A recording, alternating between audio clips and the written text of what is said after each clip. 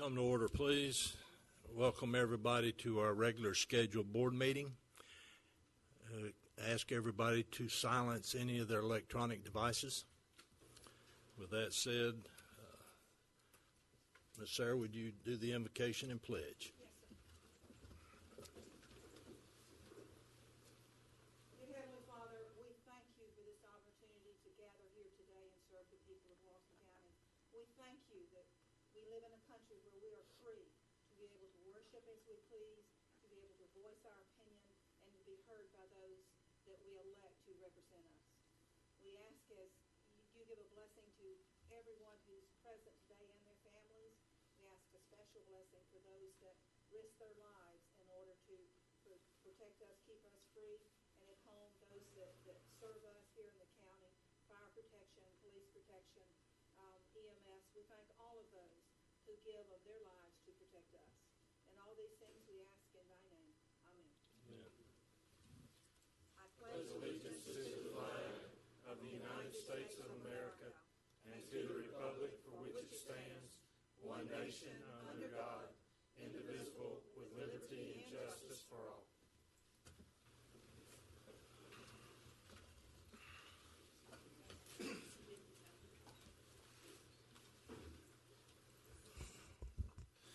Okay, I think, Mr. Jones, we got some additions to the agenda. Thank you, Mr. Chairman. Under the consent agenda, 3, budget and amendment resolutions and transfers, item number 3, we're asking the board to add and to approve a resolution to amend the budget for the landfill fund for FY 13-14 to account for unanticipated revenue from the Waste Management Memorandum of Understanding with Walton County in the amount of $200,000. You may recall that I believe it was in 2011, the county entered into an agreement with Waste Management whereby they would provide the county with $200,000 to be used for improvements and/or recycling. We have need for some improvements to the transfer station. We'll bring back you a plan probably at the next meeting, but we requested and received those funds, and we just need to have a budget amendment to include them in the budget. Then on the consent agenda, number 4, agreements and contracts, asking you to approve the reappointment of Dr. James Howell as the EMS medical director for 1 year. I believe that it expires at the end of this month, and we just failed to get it on the agenda earlier, but we would ask you to consider that as well. Okay. Mr. Chairman, Yes, I'd ma'am. like number 2 to be pulled off and put back under legal, please, for discussion. Number 2, under the under admin, yes. Put it. You want it under? It's under the consent agenda. I'd like to put back under. At one point, it was under Mr. Davis's. I'd like to put back on Mr. Davis's list for discussion. Okay. Any others? What's the board's wishes? Motion to approve the agenda. Second. The additions to the agenda? Okay, got a motion and a second. All in favor say aye. Aye. Aye. Motion carries. Okay, Let me correct myself. Let me go back. That number 2 is about Topsail State Park. It isn't the one I was wanting. And has that already been? We've already approved it. We've got to take it back off. The item concerning the special session is the one that I wanted to discuss. Number 5. Is it number 5? Yes, I'm saying instead of number 2, number 5, if you'll make that correction.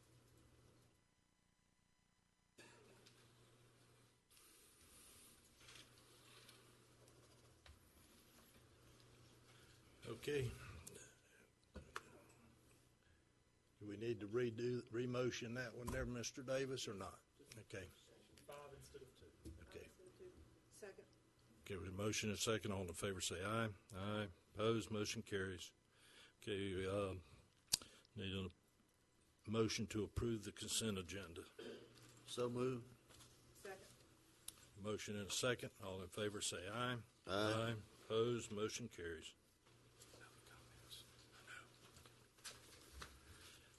All right, is there any public comments at this time concerning any agenda item? Okay, as you come forward, identify yourself for the record, direct your comments to the board, and it's not get into name calling or any of that. All right. Mr. Carter? He got his ear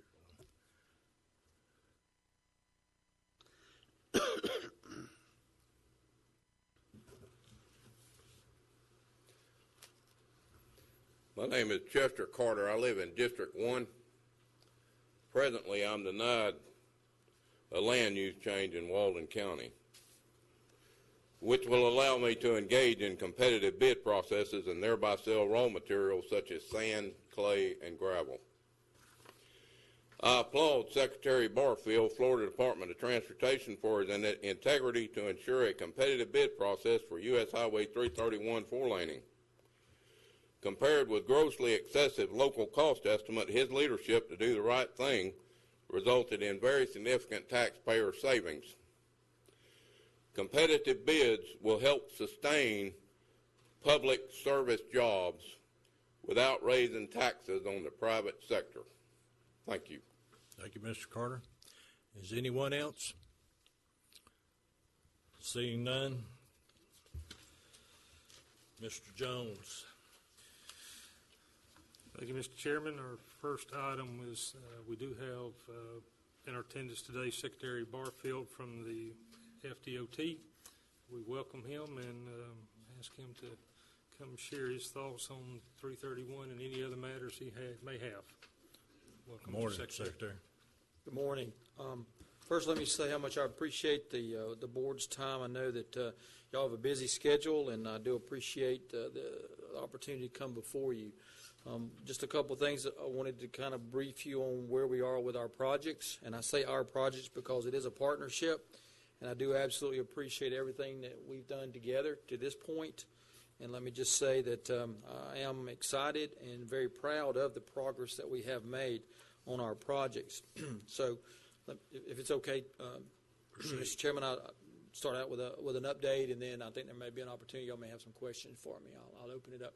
And before I get started, I wanted to introduce Carrie Harrell. She's our design build project manager. Any question about any of the projects on US 331, she'll be the one that will probably help you and help me answer any questions that we may have. So, Good, thank you.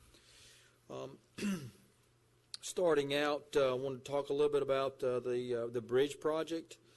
That currently is in design and in the permitting stages. I think you've probably seen some preliminary work going on out there with some of the soil mixing that's occurring as we speak to the causeway. So we are moving on that. That particular project was let in June of 2013.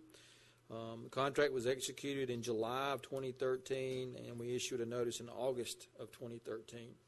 The contract time is 1,028 days, and the anticipated construction completion for that particular project is July of 2016. Certainly well on our way with that project. It's a very aggressive schedule. It was bid by the contractor, and we are certainly making some great progress out there with that particular project. The other project I want to mention is the multi-landing project that goes basically from the bridge up to Highway 20. That particular project was led as a separate project. Anderson Columbia is the contractor, and I know that as you travel through that, you've seen the construction that's been underway, I guess, since about June of 2012. And just an item that's coming up is we are looking at hopefully shifting the traffic over to some of the new alignment in August of this year. So hopefully you'll see that. That particular contract has about 955 contract days. I will tell you that we've had a lot of weather days, and so that will be added on to that particular schedule. But right now we're looking at November of 2015 date for the completion of that project. But again, a number of weather days, and hopefully we'll avoid some of those in the future. However, I mean, that's just a part of doing business and how we construct these projects. The other project I want to talk about is from Highway 20 to I-10, the multi-landing, the roadway section. That particular project is broken into 3 segments. The first one going from the Nakusi Plantation up to Edgewood Circle. It's about 2.5 miles. The second segment is from Highway 20 up to Owl's Head, and then the remaining section is from Edgewood Circle up to I-10. Anderson Columbia with HDR is the design build team that's on that. I will tell you that the first phase, the Nakusi to Edgewood, is actually in construction. The second phase, which is from 20 to Owl's Head, the final design and actually the clearing and grubbing is actually starting on that, so you'll certainly see some progress on that. And then the last segment, Phase C, which is from Edgewood Circle up to I-10, is currently in design and right-of-way acquisition is ongoing. I am happy to report that approximately 80% of the 61 parcels have been acquired, so we've made certainly a lot of progress on that. And currently, the schedule on that particular project, 890 calendar days for all three segments, and then the anticipated construction completion date on that is February of 2016. And certainly that leads me up to one thing I wanted to update the board on is that we're having some issues with some of our right-of-way acquisition. I think most people probably are aware, have heard that we're trying to acquire, like I said, 61 parcels, but we are trying to acquire some property from the hospital. And we have run into some issues with that acquisition process. And currently what our plans are, we're going to remove that 1 mile section that's basically adjacent to the hospital. We're going to remove that out of our current contract. And what we're going to do is we're going to actually redesign that particular segment and basically try and shift as much as we can to the west to relieve the impact to the hospital as much as we possibly can. We're going to narrow up that typical section a little bit. We're going to put in some retaining walls. And this is at substantial cost to the department. I wanted you to be aware of that. It's going to cost a few $1 million to do this, and it's going to delay the project probably for a couple of years. So what you're going to see is you'll see probably a multi-lane sections to the north and the south of that particular segment, and then there'll be a transition from the 4 lanes down to the single lanes in each direction. And then once we design that, or redesign that, then we'll move forward with the right-of-way acquisition from the hospital. We are continuing to acquire all the other parcels except for the one with the hospital. But we felt like that with the importance of the hospital and trying to give them some consideration to the impacts to their facilities, that this was probably the best way to move forward with that. So I know that the hospital is not completely satisfied and certainly not pleased with our approach at this point, but I still think that's the right thing to do, and that's really what we're going to do. So I just wanted to update you on that because that's a little different than what we had originally planned. Like I said, that's going to be removed from the contract, and you may question why we do that, why we're going to remove it from the contract. Well, what I did not want to do is I did not want to extend the contract time for the other segments or the remaining portions of the multi-lane and add 2 years of time to that. I just did not want to do that. So I don't think that the contractor's really pleased with us at this point, but I still think that's the right thing to do. Well, we will put a very aggressive schedule. We will acquire a consultant to do that design, and then we'll bid that project out as a separate project. And so it'll be a new contract, and then we'll basically fill in the gap between the two segments. Some of the added cost, we're going to have to build two transitions from the 4 lanes down to 2 lanes, and there are some transitions that are out there today. The original plan was to try and do this seamless, so you didn't have those transitions. It is added cost, but there will be some savings to the current contract because as we take that mile section out, there'll be a reduction in the cost of that particular contract. Those savings will be rescheduled on the new project in a new segment. So I just wanted to update you with that. And I know that I've had a lot of people call and question why we're doing that. It's not that unusual. We do have opportunities sometimes to look at our design, to maybe do some changes while we're in the process. A design build project brings up some special issues sometimes because we do have a contract, and we do have a contractor out there that's working on the project. So any modification to that, sometimes, it takes a long time, and sometimes it runs into a lot of money. Can I ask a question? Yes, sir. The third section, the one from Edgewood up to the interstate, is right now scheduled to be completed in February of 2016, if I understood what you were saying. Yes, sir. All right. By taking out this 1 mile section, you say it's another 2 years of design, PDEs, and all that other stuff? Well, what we're not doing is we're not going back through the environmental process. Okay. If we did that, it could add multiple years even onto that current schedule. What we're going to do is we're going to stay within the existing corridor that was approved through that environmental process. We're going to redesign it, and then we're going to develop new right-of-way maps and documents, and then we'll basically go, hopefully, try and settle with the hospital as we move forward with the acquisition. If not, we will go to court to hopefully receive a title through the order of taking. The normal schedule for that is about 24 months. On any project, we schedule 24 months just for right-of-way acquisition. With one parcel, it usually will not take that long. I mean, it just will not. It just, I guess I guess things are accelerated sometimes.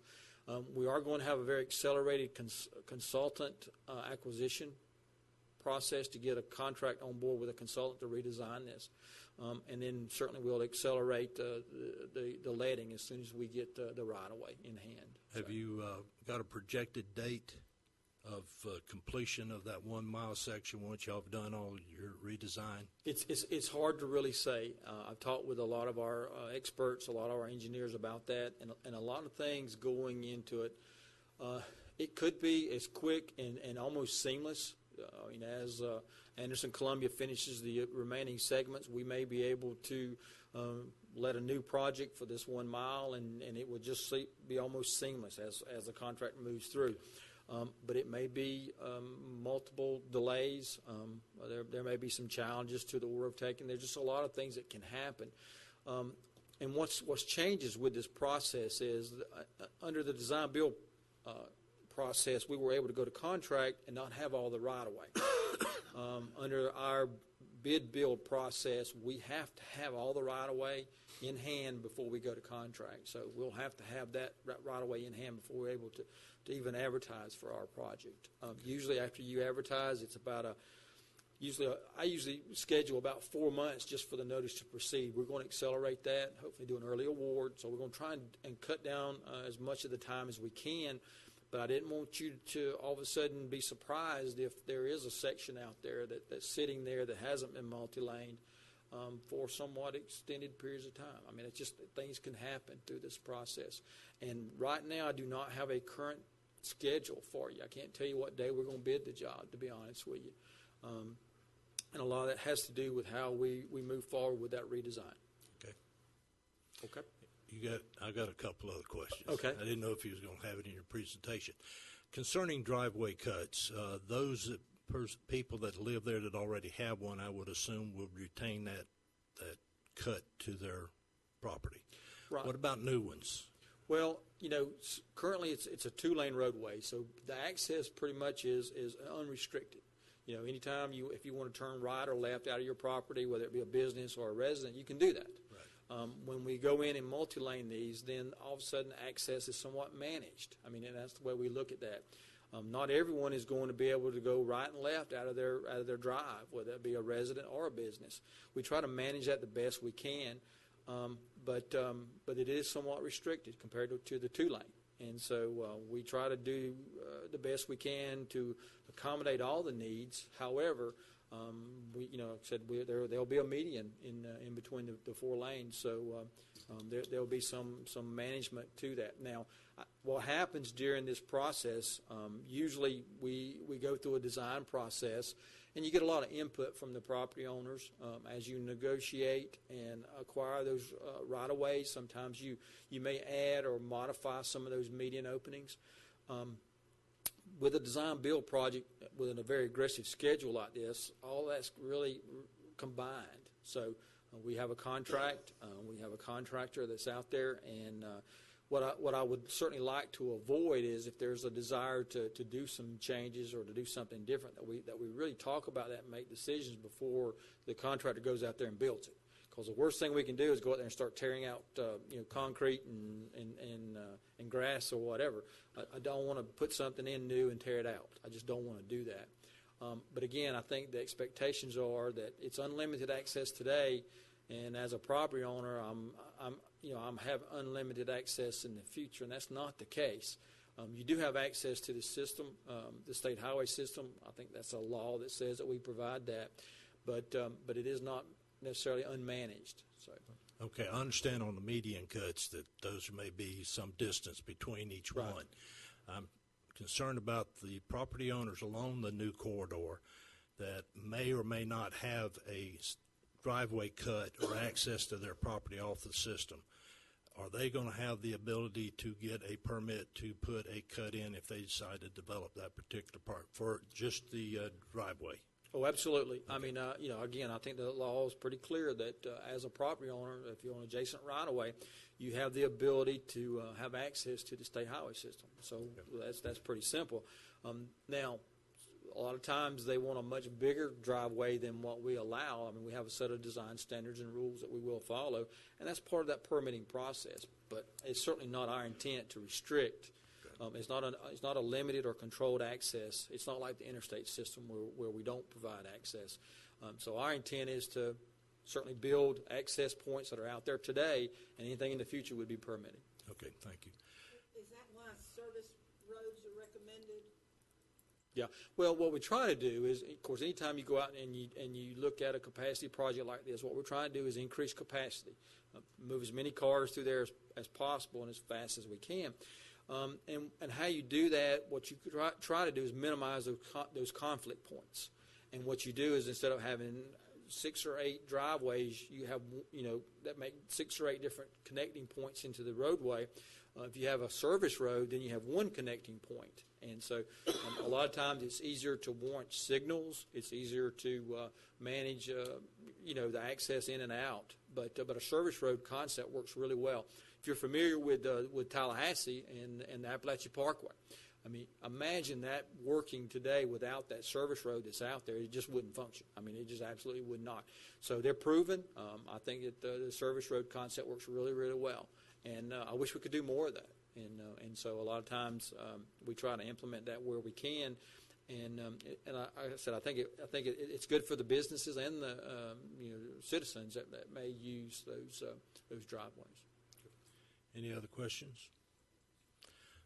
Secretary Barfield, we appreciate you coming over here and taking time out of your day to do that. Okay, anytime, and I'm sure I'll be back again in the future. So, and then if any questions, certainly you can call me. And like I said, Carrie will be in probably before I will next time. But she's certainly engaged, and as we move forward with that project, a lot of things are happening out there. I know y'all drive it more often than I do, but every time I drive, I see something new. So if you want to see how a project's built, just drive it once a week, once a month, and you can see the progress of a construction project. So it is exciting. It's exciting to me.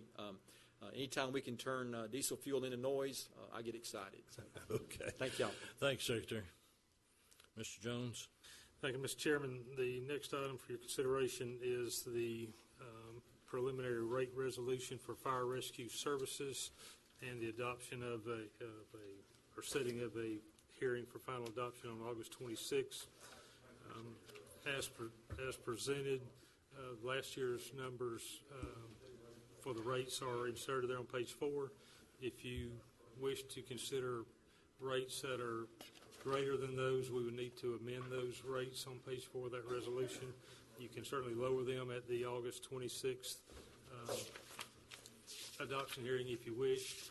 So it's staff's recommendation that we approve the rate resolution with any amendments you would have to the rates that you'll find on page 4 and set the August 26th as the final adoption date.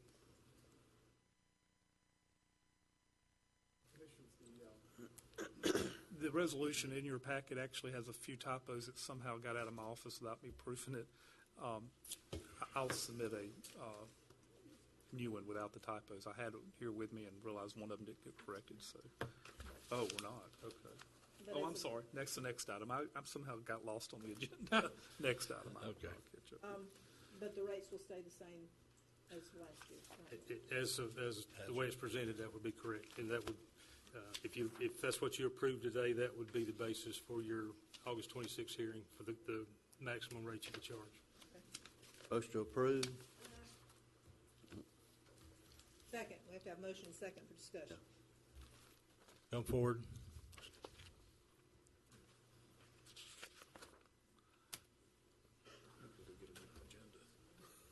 Mary Nielsen, didn't just recently in the past you approve that you could unilaterally go up to $150 per residential property to help work your way towards the $300 and something, $83 that was the actual cost of residential fire in North Walton? That is correct, but it doesn't require us to do so. Okay. However, we went through this a couple years ago where the North Walton Fire participants, recipients of that service, are not paying their full fair share of the $383. You did add a minor adjustment to charge for vacant land, which had never been charged in the past. I think that this should be a little bit more open process as to the makeup of the difference from the $300 and something per residential house last time to this maintaining a $75 charge. Everything in the world is going up, and we went through this before a couple years ago. I think that you should adjust it upward little by little each year and not leave it at $75 because the cost is just going up, not going down. Thank you. Thank you. Any other comments? What's the board's wishes? We voted. Got a motion and a second to leave it as it is? Well, Leave it. what we're motioning is to set the hearing. Set the rate and the hearing. Yes, Rate ma'am. and the hearing. Yes, ma'am. So we setting the rate at the 75 as listed on page 4 under section B, and a date of August the 26th for adoption hearing.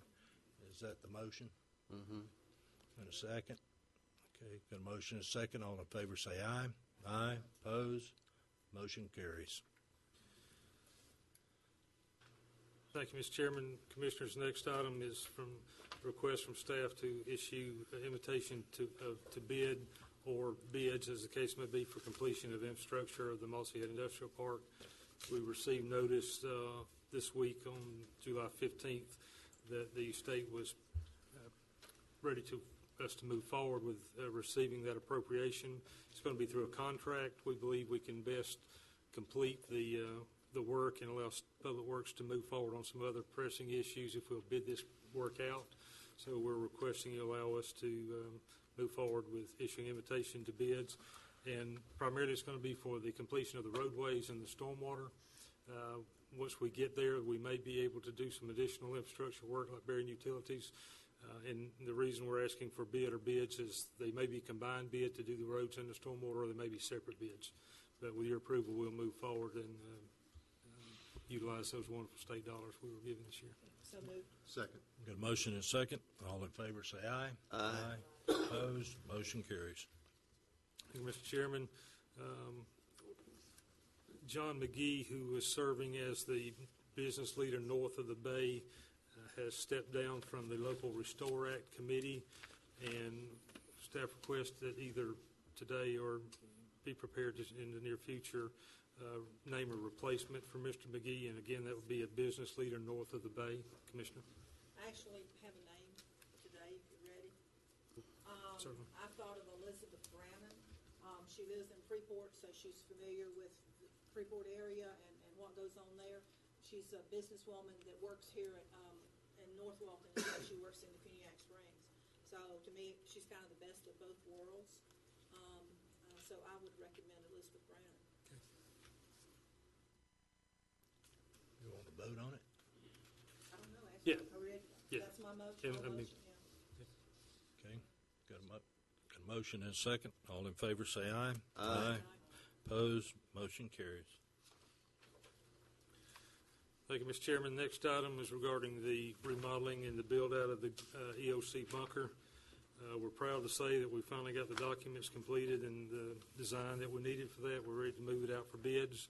We would like, as part of your approval, that we shorten from our typical 30 to 14 days so we can get this thing moving forward. So our request is that we issue invitation to bid for the remodeling and build-out of the bunker with a 14-day window to respond. Motion to approve. Second. Motion and a second. All in favor, say aye. Aye. Motion carries. Thank you, Commissioners. The next item is regarding the negotiations for the sports park property. As you're well aware, the board directed staff to move forward with negotiations with Mr. Davis on the South Walton Sports Complex property. Those negotiations have begun. Mr. Davis, in our initial session, asked that he be allowed copies or provided copies of our two appraisals. Per statute, we're not compelled to provide them to him until we're further down the negotiation time, and Mr. Davis can give you details on that if you like. However, he has requested to review them, to look at the methodology, determine how those numbers were arrived at. From a staff position, we don't see any issue with that, but Mr. Davis may have some comments. Yeah, there's a bit of a quirk in the public records law that keeps appraisals confidential or exempt from disclosure unless you choose to disclose them when we're negotiating purchases of land. He's asked to see them, and we'd have to ask you to waive the exemption to allow Larry to disclose the two appraisals that we have. I guess I don't see the problem in letting him or any, we know what the price is. We talked about it at the That's last right. board meeting. So we know what the two appraisals are. I mean, what's... Typically, when that request is made, it's a request mostly to look at the methodology that the appraiser used, compare comparables, that sort of thing. Yeah, I don't see a problem with sharing them. Motion to waive. Okay. Second. We got a motion and a second. All in favor, say aye. Aye. Motion carries. Thank you. Next item is in response to RFP 014014 for the health insurance consultant.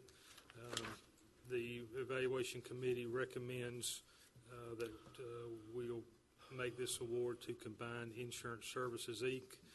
And I think the tally sheets are there in your document. So staff would recommend that we award RFP 0414 for health insurance consultant to Combined Insurance Services, Inc. Motion to approve. Second. Motion and a second. All in favor, say aye. Aye.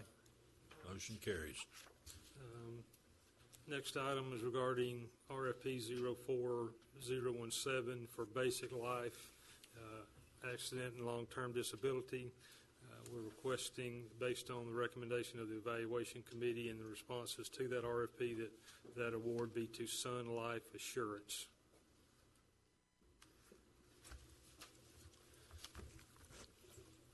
Motion to approve. Second. Got a motion and a second. All in favor, say aye. Aye. Motion carries. Next item is regarding the turn lanes on Geronimo, South Geronimo Street at US 98. Through a number of actions of the board, where we are today, and this will include all the 3 turn lanes that the board approved in March. And so we've gone through the design development and ready to put this out for bid. So with your approval, we will begin to advertise for the construction of these turn lanes. Motion to approve. Second. A motion and a second. All in favor, say aye. Aye. Motion carries. Next item before you, Commissioners, is for your review. We're just presenting to you a draft copy of the right-of-way policy that staff has prepared for your review. We're not looking for action today, but if you would take it for review, and we'll re-agenda this item for 30 days perhaps to give you an opportunity to review that and provide any comments during that period of time. So any questions, now we try to answer it. Otherwise, if you would just review that and provide us your comments. Next item is regarding the legislative appropriation for the replacement of the culverts at Draper Lake. Those funds of $623,000 will have to be contracted. What we have before you there are the contracts and the terms, and asking your approval to accept those funds under the terms and conditions as set forth. A motion and a second. All in favor say aye. Aye. Opposed? Motion carries. I believe that's all I have, Mr. Chairman. Okay, John, I think you got the thing today. Yes, sir. Good morning to y'all. Jim is in Nevada for Destination Marketing Association International, and also to get his certification as a destination management executive. So congratulations to him, and you are stuck with me. So I appreciate it. We just have a couple of update items, no action items today.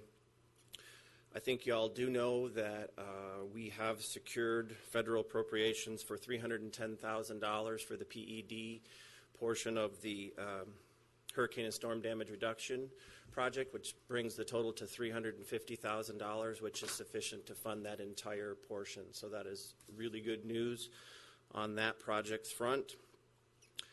We have a survey available to the public currently through our website, the .org site, and will be in the connections this week to get public feedback about logo variations, which we've been working on possible evolution of the South Walton logo for about 6 to 8 months with the agency and marketing committees and TDC. So that is available for anybody that'd like to give us their feedback. We did have a North Walton event committee meeting last week to accept applications for the event sponsorships for functions north of the bay, and that went well, and we're able to assist and I think answer a lot of questions. So we're hoping to receive our first several applications. It's also timely that the Van Ness Butler Award is currently open and accepting nominations. That's annual recognition of community leadership in short, and has been a tradition for quite some time, named in Van Ness Butler's name. So please, if you have anybody that you think is appropriate, this would be the time to submit, and that application is available on our .org site as well. Along with the Artist of the Year program for 2015, another long-standing tradition that is a program that continues to grow and receive attention. That closes the 28th, so it's a somewhat lengthy application, and it is due Monday. So if anybody has painters, sculptors, artists, designers, this is their chance for 2015. We will have a marketing committee meeting next Tuesday at the TDC. It is open, of course, at 3 o'clock, and that is the extent of the updates, unless there's any questions. Any questions? Well, yeah, I've got, and I thought Jim was going to be here. And I hate to put you on the spot, but when we had our budget workshop, there was some discussion about needs for additional regional access facilities and whether or not there'd be available remote parking facilities. And I think we need to put that to the forefront and get some information back on it and look to see what we can do. I know that the board got the study last board meeting about parking and 105 additional facilities, which is not going to be anything. And I really think that we need to start looking now aggressively while land is still relatively available and relatively cheap, whether it's 6, 8, 10 acres or whatnot, for remote parking, or whether we can get land that could provide another regional access. I'd like to see TDC start down that road and see what we can do and do it so that we're looking not just for next year and 2 years down the road, that we've got a 5-year, 10-year, 20-year look at things, and we can do it now while we can afford to do it with what we've got TDC. And I'm aware that work is being done as we speak to prepare a map for all possible lands that would suffice. And so Brian Kellenberger from Beach Operations is working on that, and so I will check on that today and see where we are in that, so you all have an update. Well, I'd like to, at the next board meeting, get an update perhaps where we stand on doing some of that. Absolutely. And also, I think the rest of us are getting emails about the vendor situation, and I know we talked last meeting about we were going to get a report at the end of the year about it, but it seems to be exacerbated over the past week or so. So I don't know, is there any steps you're taking now with regard to the vendors?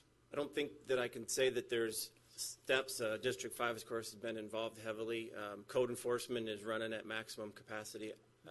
I can share that for sure. Yeah, I can speak to the first issue is the parking and all that, and the regional accesses and the land and such. I've met with Jim, and his group is putting together some mapping and looking at some properties and looking at kind of the big picture as to, how we're going to do that. Also, too, we've met and talked about the vendors, and Jim is going to come forward with some proposed options for us to discuss, but we know that it's gotten really bad out there, and that we're trying to get through the summer. Basically, we're trying to get through. I think there's 6 weeks left of summer, and we've Jeff McVeigh and Harold and the guys have stepped up an aggressive approach, but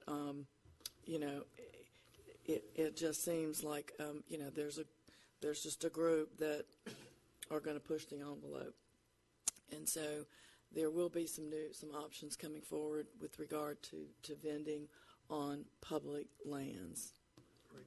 Thank you. So, And to assist in that, also there'll be a fairly robust sampling of complaints, conversations that are not generated from in-house, but that are will be available for you to review to see the conflicts that are existing between business to business or consumer to business. And so compiling that, I think, will shed a lot of light on the situation as well. You want to know what a big problem it is, and I'm afraid at some point both the parking and the beach vendors, people are going to come down here once and say, I'm not coming back. I don't have to, pay $6,000 for a house and put up with this kind of thing. well, that's already happening. It's on Twitter, it's on already Facebook, happening. it's everywhere. So, And yeah. we need to get a handle on it. No, it's the toughest time of year for everybody. The peak has occurred. You've got teams and staff that are exhausted and still have 8 weeks to go. Traditionally, this is the toughest time, and then so when we're part of the stress points, we know we've got something that we've got to change. So. Unfortunately, this with the vendors, and I was hoping that all the meetings we had before season would help with the situation. But unfortunately, I think it's been worse all summer. I haven't seen It's been the worst summer I can remember being here, and I've been here 18 years. It's been the worst summer. Unfortunately, you have a few folks, like in every other situation, that are going to push the envelope and ruin it for everybody else. So, More information to come soon. Yeah, definitely. Yep. All right. Thank you, John. Yes, sir. Okay, Mr. Davis. Thank you, Commissioner or Chairman. The first item I have is a request for the board to authorize the chairman to sign a settlement agreement between Ms. Hobbs, this person representing the estate of Devin Reeves, versus other folks and Walton County. Actually, this is a fact-insured case. They covered all the claims in this particular case. Under our agreement with FACT, we don't have the ability to approve or disapprove the settlement. We only have the ability to ask the chairman or require the chairman to sign the agreement. They've already settled this case. This case is a very difficult fact scenario for the county, and I've been pushing for a while to get this one out of the way. So I just asked for permission to direct the chairman to sign the settlement agreement.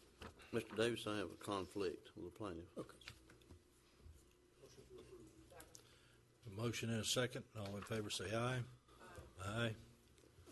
Next item, Commissioners, is I've provided to you the litigation matrix from the Office of the County Attorney and from the Warner Law Firm. We would ask that you approve the actions that have been taken or ratify the actions that have been taken in each of these cases. I want to give you a couple of quick updates or things that have happened actually since we prepared it. If you'll go to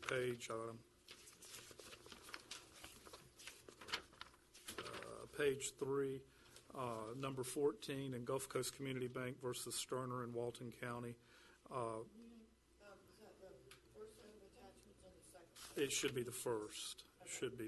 Pending litigation status from the Office of the County Attorney. Yes, ma'am. Number 14, that the request to amend has been granted and a case management order has actually been entered. We anticipate this case being set for a jury trial in next February, and that case is speeding up to a pretty quick conclusion. Next February in lawyers' minds, is a pretty quick conclusion. So that has happened since we prepared the litigation matrix. And then lastly, on page 8, number 33, this is a Walton County versus Choctawhatchee Beach Corporation. This is a quiet title action involving the county, and essentially the county has put some infrastructure and involving drainage on a lot we thought we owned. It turns out we own the one next door. So, and the guy who owns this one, we're going to essentially swap, but we have to quiet title to the one. We're going to go through a quiet title action on the one we thought we owned and clean up the title, and then we're going to do some swapping in the end. The gentleman's been very, very decent and honorable about it, but just want to let you know the complaint has now been filed. This plat was done in 1945. It's very, very confusing, but we think we have found everybody that could be served, and turns out there is nobody that could be served. They're all passed away, and so we're going to be publishing the notice in the paper in the next couple of weeks, so we'll be moving that to a fairly quick resolution. So all I'm asking for is a motion to accept and ratify the actions of the Office of County Attorney in these matters. Got a motion and a second. All in favor say aye. Aye. Motion And the carries. item that Commissioner Commander removed from the consent agenda, we are trying to finish as many of these lawsuits that we have outstanding as we can. We are asking for an executive session in the Harris versus Walton County case to discuss some litigation strategy, and there's been some preliminary talk about other matters, including an old settlement offer that we're trying to flesh out. It's not on the table yet, but we would like an executive session to kind of catch you up on where that case is and what would happen next and what strategy, if any, you want to pursue to finish that case. It's time. That case is ripe for an executive session. And I think it was the August 14th before the county commission meeting. I'm sorry, August 12th before the county commission meeting. But you're not asking us to make any decisions that day, or? No, can't make any decisions at an executive session. We just want to advise you and get some direction from you on strategy. Okay. Commissioner Meadows. Oh, I'm going to need a motion in a second. I'm sorry. Motion and a second. All in favor say aye. Aye. Aye. Motion carries. Thank you, Commissioner. Commissioner Meadows, nothing? I don't have any. Commissioner Commander, Yes, sir. I have two items, both involving the landfill. I just want to put on the record my concern that we have just hired a gentleman to run the landfill that spent many years working for Waste Management. I think we all know how much Waste Management wants our landfill, and I just have a little trepidation. I hope I'm proven wrong. But I want to put that on the record on my point. The second, I'll begin with an apology. I have been asking for a number of years that we hold a workshop among ourselves. We own 1,100 acres in North Walton that is worth approximately $150 million.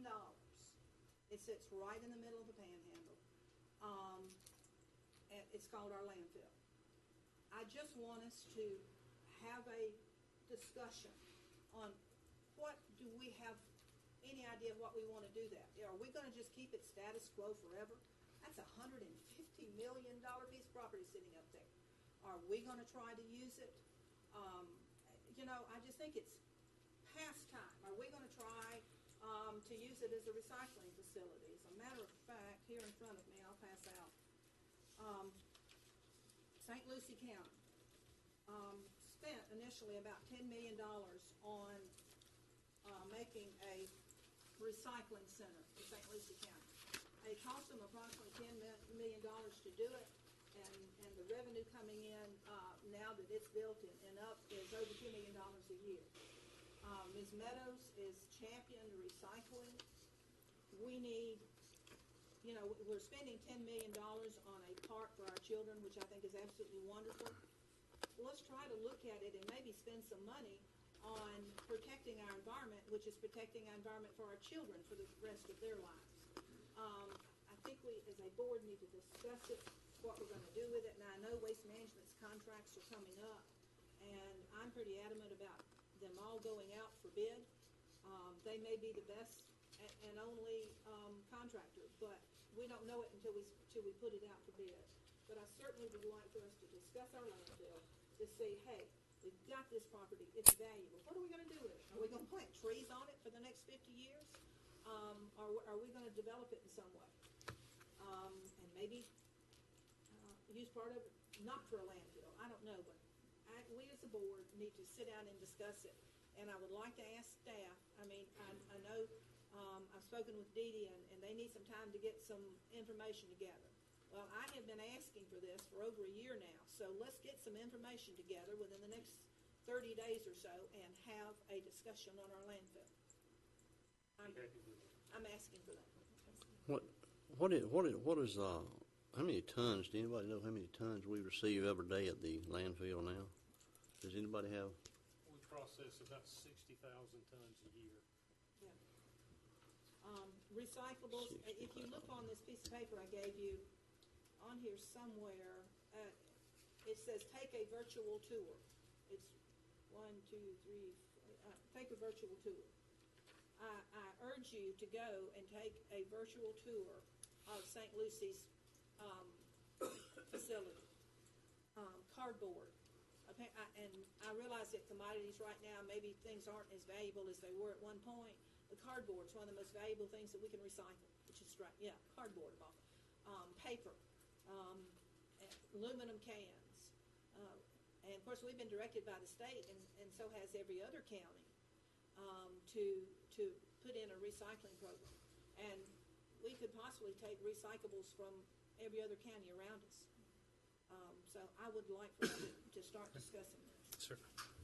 Okay. That's all I have. All right. Commissioner Emfeld. Mr. Chairman, thank you.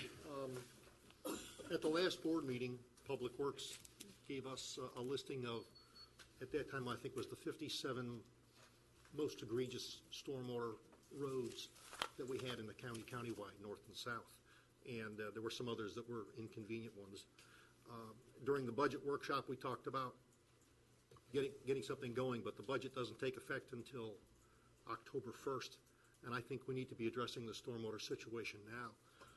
I would like to see us move some money out of reserves and go out with an RFQ for an engineering firm to take a look at those as a start, and this is just a start, at those 57 or 58 most severe stormwater road situations, and come back to us and tell us what their proposed solutions would be for that. Well, in order to do that, we would have to move money into the budget, and so I'm asking the board to consider having a public hearing to move $500,000 out of reserves so that we can go out and start to address the stormwater issues now and not keep kicking the can down the road. Let's get going on it. I don't know how long it'll take to get all the designs, but if we get some independent engineers to look at this, then it takes the politics out of it. They'll tell us what the best solutions are, maybe even somehow we can fund the necessary actions to be taken. But I'd like to see us, let's go forward this budget year, let's move the money in, and so my request is to approve having a public hearing to move $500,000 forward and then go out with an RFQ for engineering services to look at those 57 or 58 most severe stormwater roads that Public Works gave us. Okay. Is that your motion? Yeah, I agree with. Yeah, I agree with that. I second that.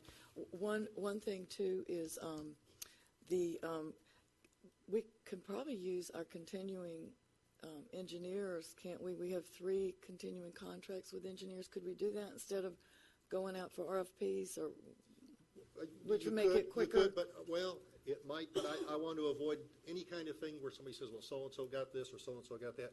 I thought if we did an RFQ, maybe the best engineers in Tallahassee, maybe it's in South Florida, I don't know, but I wanted to make it so that when we go out, it takes the politics out of it and says we've got a good answer for how to address the stormwater issues on these as a start, those 57. Right, yeah, I totally agree with that. And I think what we were kind of leaning toward was going ahead and giving the top projects to our 3 continuing engineers and get them going on it. But would you propose splitting it?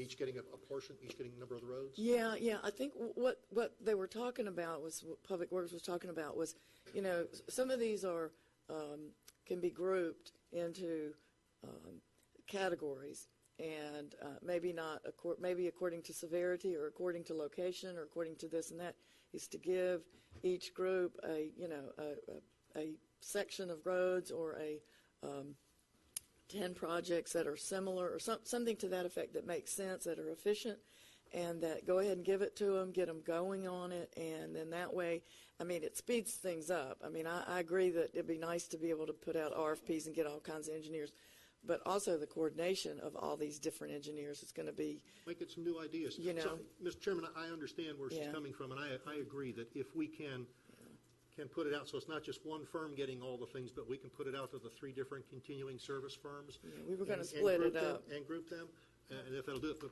we're still going to need to have a public hearing in order to move the money forward to pay for this. So I guess I'll amend my motion to make it just for the money for the public hearing, and that we then allocate out to the 3 engineering firms that we have on contract to start getting this addressed as quickly as possible. Yeah. And we will work on coming up with some method that offers some equity in how those things are distributed. I think the process, as we're looking at this, these firms are already here. Public Works already knows what's going on and what needs to be done. They're ahead of the game, so it'll be faster to get these projects moving forward. Let's do it. It would. It doesn't mean that we can't go out to bid. We may load them up and say, "Gosh, we need 3 or 4 more." So it wouldn't hurt to go ahead and do some RFPs. Okay, I totally agree. 19 roads. Totally agree. Let's get the process started. I totally agree. Bill, you amended your motion for that. Amended my motion so that we have the public hearing to move $500,000 forward into the budget, so that we can allocate to the 3 existing engineering firms that we have on contract to start to look at these 57 or 58 most egregious stormwater roads that Public Works presented to us at last meeting. And you modified your second to that? I modified my second. All right, we got a motion and a second. All in favor, say aye. Aye. Motion carries. Did I have one more comment on that? At the last meeting, I asked Billy McKee to tell us about the Pot 1 restore money from Transocean, and he's looked into it, and he told me, and of course I'm not holding my breath, you understand that, that maybe the Treasury ruling should come down within the next 30 days. We'll know more. We have a consortium meeting, I believe, on the 7th or 8th, anyway, in Pensacola. I should know more after that. But then roughly $20 million will come to the state of Florida from the Transocean settlement once the Treasury rules are done.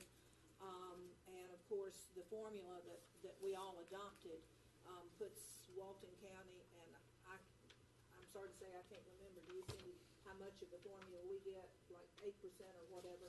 So we should be getting at least $400,000 from Transocean, and hopefully with the help of the local restore committee, maybe some of that money can go straight to stormwater. Right, exactly. Yeah, it's in that neighborhood, I think, definitely. All right, Commissioner Pridgeon. Yes, I've had an opportunity to meet in my office with several of the businesses along the 331 corridor, and I've had numerous phone calls, and I didn't understand the severity of what they're going through to relocate or get their business back up and running. DOT is a little slow in paying them for the compensation for what they're taking. These businesses, some of it's going to be demolished completely. They got inventory; it's got to be moved, and they're having a real tough time, getting reestablished. And some of the businesses that are there that's not going to be impacted by 331 are struggling also. All the road construction, it's a real big problem. So I'd like to see us, reach out to help these businesses try to get back up and running, and addressing the 331 corridor. I think we ought to back up. Mr.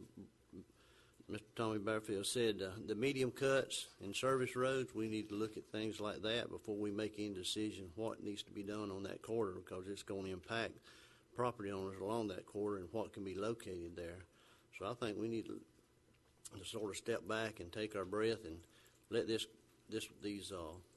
businesses get up and running, and let the corridor get somewhat close to being complete, because I don't believe any business is going to locate on this corridor with all that construction, because as you travel down that corridor, it's a nightmare anyway where they're doing all that construction, and it's going to move north, like Tommy said. So I think we need to take a deep breath and look at this more realistically and more seriously as time goes on and as the road gets completed.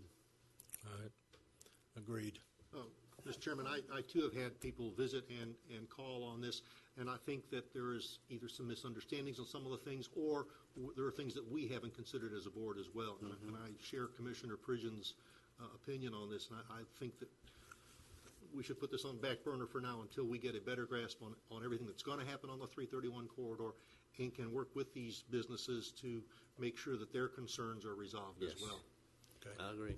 I understand what you're saying, and of course, the businesses that are located there now, anything we did, they would be grandfathered in. They wouldn't, it wouldn't affect them. I am concerned that we not wait too late, because once the road's done, and new businesses coming in, then it's too late to tell them, you know.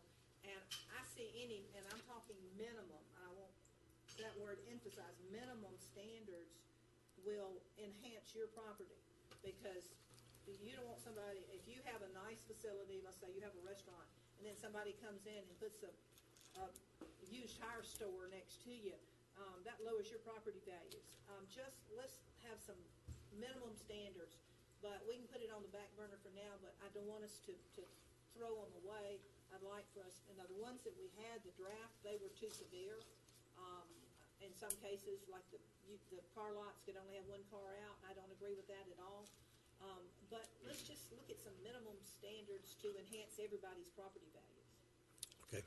One comment on that too is, could we establish, one person in the county that could work with these folks if they, run into issues and problems that, so they don't have to call all over the county, and they, I agree. so there, I agree. there would be one person that would kind of coordinate the corridor issues, so that they could contact that person, and that person could take them and run with them and try to help where they could.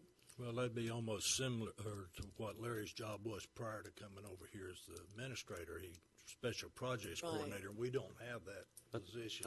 I think we need to just look at planning. We have a bulldog. He's a rooster. He's a rooster. I think we need to look at the planning department to try to, because they're going to have to go through planning if they're going to, Yeah. so we need to have somebody designated in planning just to work with those individuals that. Yeah, I think want so. to. I think so. Or a special project, or Larry could get someone to run. I think something to that effect.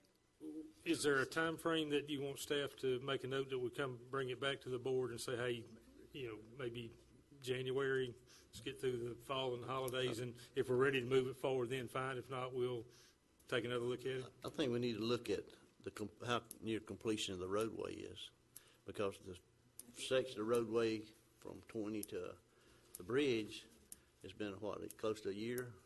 Then you're going to have construction on the other side, probably going to take that long. So you're going to have a long spell in there. And I don't think anybody will locate on that corridor with all that construction going on. I mean, the businesses there are struggling. What I'm understanding, what conversations I had, they're struggling.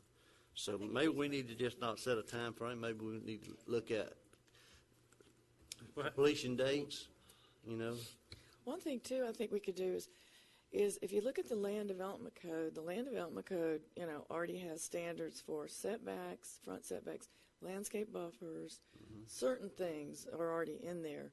So if you look at what we think that these lands are going to come in as land use, I think most of them are what now, agriculture maybe, I don't know. But anyway, are they going to come in as GC or general commercial, what the land use code is, and then take a look at that and see if there's other things that we think would be beneficial, propose those as additional standards, and maybe give people some incentive to do those things. I don't know. That's just kind of a suggestion about I think there's still some confusion out there as to, as Mr. Barfield talked about, using those access roads off the side, how those would be impacting the businesses and whose land is involved.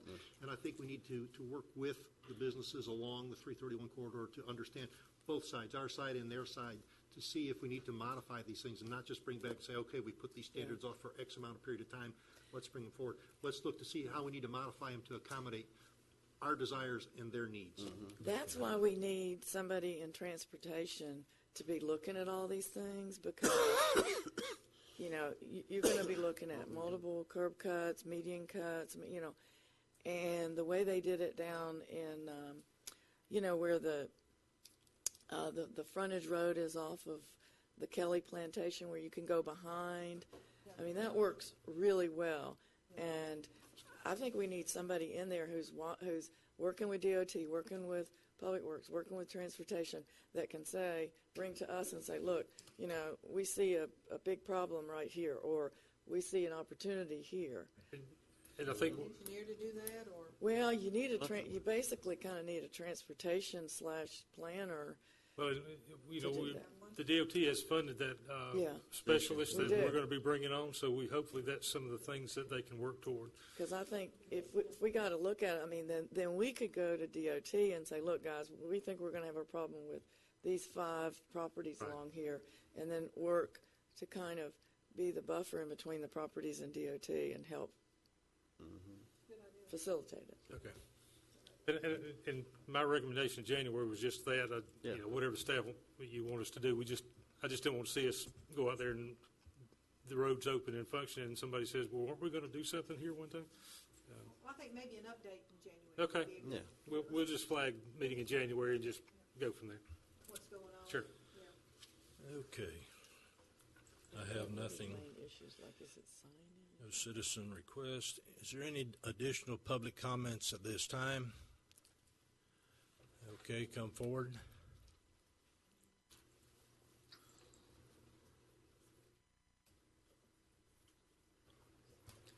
Yeah, for the record, Alan Osborne. Commissioner Chapman and all of the commissioners received a letter from the DEO almost 2 months ago outlining some things that were out of compliance and need to be addressed in the development order. Nobody's addressed any of those yet. We've had numerous hearings, and you're about to have an NOPC tonight. It's only been advertised for a few months. These same issues I asked this board to address in 2007.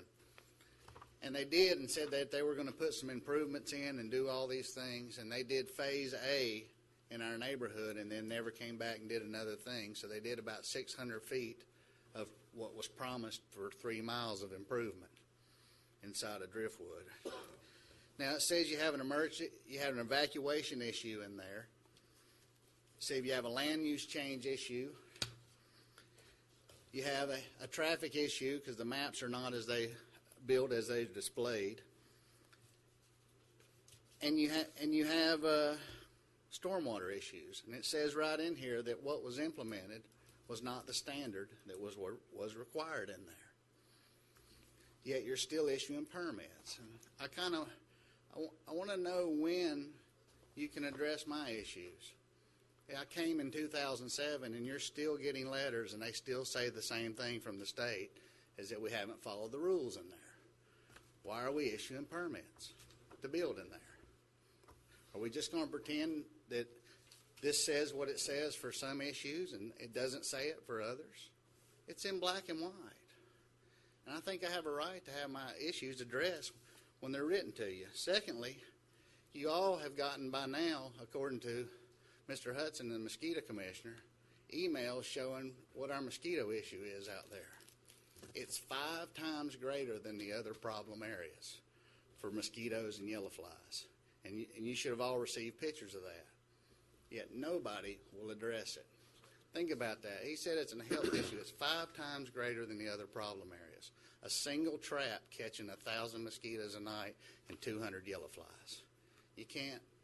The quality of life out there for our kids and anybody that wants to be outside in the afternoon is ridiculous. And the water problem continues to get worse every time they build out there. I don't see how we can address these stormwater issues and not take these up. But I'd like some discussion on these letters about noncompliance in my area because we've taken action in other areas, and I think it ought to be equal action. These issues are addressed in black and white. Well, Mr. Osborne, I will disagree with you on one subject. I've talked with Mr. Hudson. I've seen the problem out there, and I've had my crew every day, or Cindy's and my crew, Bill's crew, who all share one, out trying to clean out the ditches, trying to get the water flowing. It's amazing how some people don't, are resisting that, don't want us to clean out the ditches. That water has to flow. Standing water breeds mosquitoes. And so my crew has been out there diligently trying to clean out those ditches, open up the culverts, and get water moving. That's one of the ways that we're trying to solve the mosquito problem. I realize there is one. Of course, sitting right there on the bay doesn't help it. But our crew is doing what they can to keep that water flowing in those ditches. I'm not asking about really the maintenance. One, it was supposed to be improvements, is what y'all said. I mean, I can pull the minutes out and come right back here with them. Well, you just discussed mosquitoes, and that's what I'm trying to say, is that we are trying to address the problem. And the problem is some of those areas you're talking about, the ditches already don't flow anyway because they're not graded correctly, so cleaning them out, water sits for weeks and weeks and weeks anyway. The water just does not flow because it was not engineered properly. And that's why y'all approved a fix. But one of the reasons it doesn't flow in some cases is people fill down their ditches because they don't like to see ditches. And that was a developer. It's county right-of-way, and if we have to open up those ditches to make things work, then I feel like that's what we're going to do. Well, when do y'all plan to finish those fixes, to fix those ditches? They told me in 2007 we'd do it in phases, and we haven't. All I can say is my crew's working as hard as they can to try to get water flowing out there with all the other problems, and on Forest Shore Drive and every other road that has water. And what trying to help solve the problem. And what about it says that it doesn't even meet the development order standards? Oh, well, is that the answer? That's what it says. Take action of this board, not just me. I understand that. That's why I'm asking the board to discuss it. It's been long enough. If you get a letter from the state saying it doesn't comply with the development order, it seems like you'd have to discuss that and try to make it comply. Thank you. Any other comments? Public comments? Yeah, as Mark Davis says, we will. We're headed in that direction. We're kind of working our way through, I think, Okay. some of these other legal issues, but that's going to happen. Does staff need any clarification on any agenda item? Good to go. All right, seeing none, we're going to take a recess till 10:20.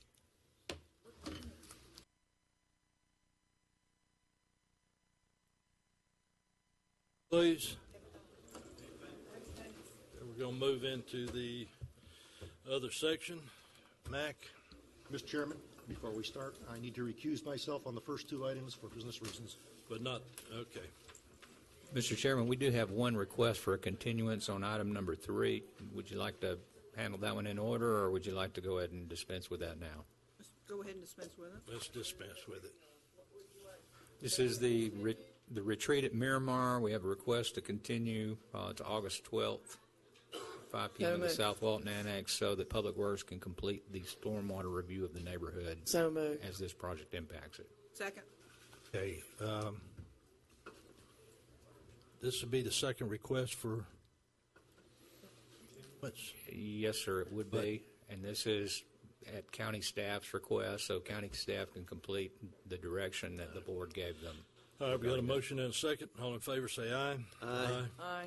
Motion carries. Okay, Okay. Commissioners, that brings us to item number 1 on our agenda. Anyone who anticipates speaking or testifying to the board regarding any quasi-judicial item on the agenda, would you please stand and let me swear you in?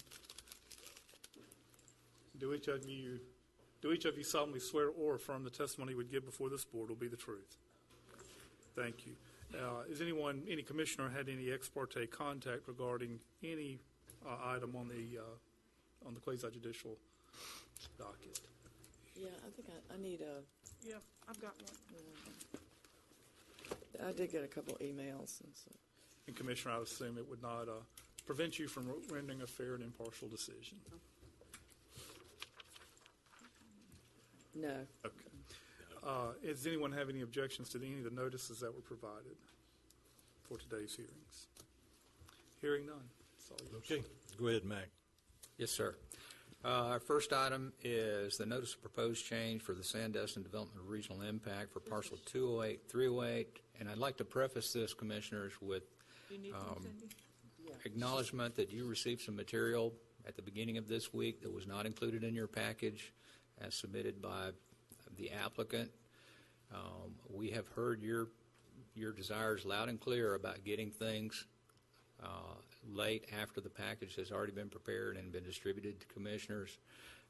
And please understand that we are counseling all of our applicants that submitting something after the books have already gone out is fraught with peril when it gets to this board. So I just wanted to let you know that we are advising them that it's not a good idea to bring stuff at the last minute. Well, yeah, and I got this yesterday too, and it has some new things in it, like, now they took out the major development order thing, and they put in another alternate review process. I have not had a chance to review the documents. I mean, I spent all weekend on drainage and such, and then Monday I got another packet. So there is no way that I can adequately review what they've submitted today and vote on it today, because it does have some new things in it. Now it's got a 90-day deadline that they want to put on staff to get it reviewed, and some other deadlines, and just a lot of new information. So, I mean, I think it needs to be. I mean, it needs to be continued until we can have time to review it, because what they're asking us to do is out of the ordinary. It's out of the norm. Commissioner, I agree with you. This we made a policy back in end of 2012, I think it was, that if it was like a one-page document, we would go ahead and consider it. But if it was anything in depth, we probably wouldn't consider it as far as allowing that to proceed forward. Now, I got this late yesterday afternoon. Yeah, I did too. And I haven't had the opportunity to digest it and go through it all. And I just, at this time, in agreement with the commissioner over there that this thing ought to be continued at a later date.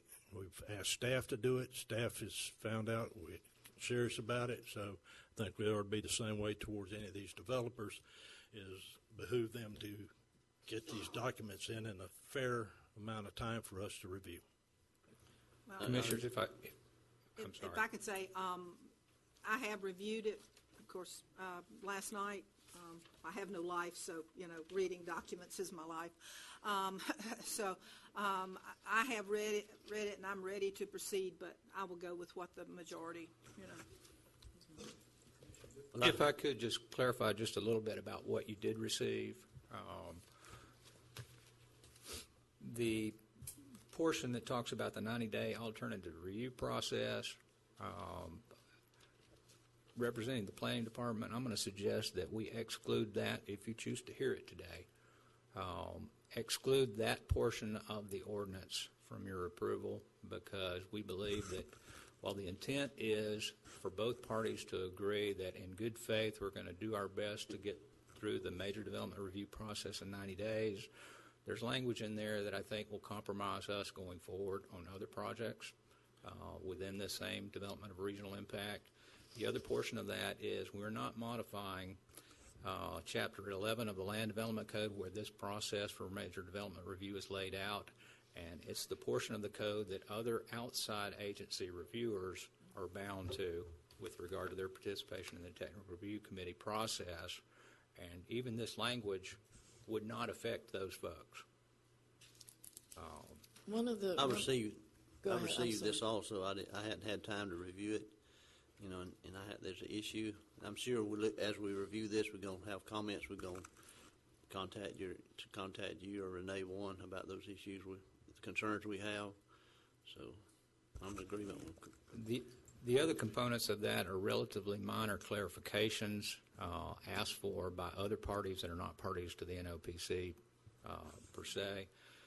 In particularly, the SOA had some language that they wanted to include there to make sure that their gatehouse, which is in one of the major roadways that we are considering as open space, would not be considered a non-conforming use, and it would be allowed to be rebuilt if it were See, this ever is damaged or this removed. is all new stuff, and everything affects everything else. So I would make a motion that we would continue this till the September.